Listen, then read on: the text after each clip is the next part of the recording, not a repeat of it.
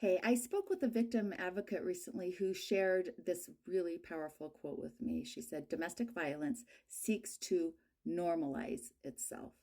She heard this at a conference and wrote it down, and I'm so glad that she did and grateful that she shared it with me because since then, since her telling me that, I can't like unthink that. I can't unsee it.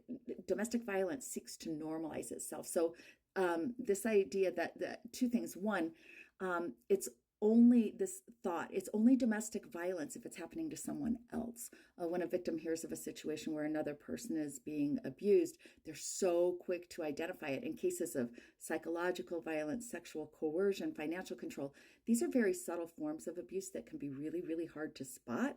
Victims can see it so clearly when it's happening to somebody else.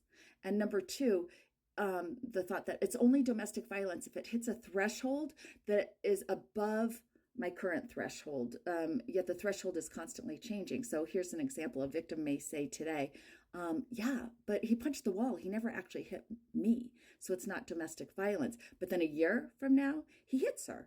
And seeking to normalize the domestic violence, the abuser conditions the victim to change her thinking so that it becomes this: yes, he hit me, but he didn't hit me in the face. Or yes, he hit me, but he didn't punch me. Or yes, he hit me, but he didn't put me in the hospital.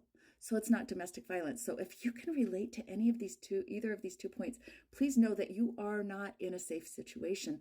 And you may not only be experiencing domestic violence, but you could also be experiencing pretty significant gaslighting that's causing you to minimize, to justify, and ultimately to normalize this abuse. So please seek some support and some help and some clarity.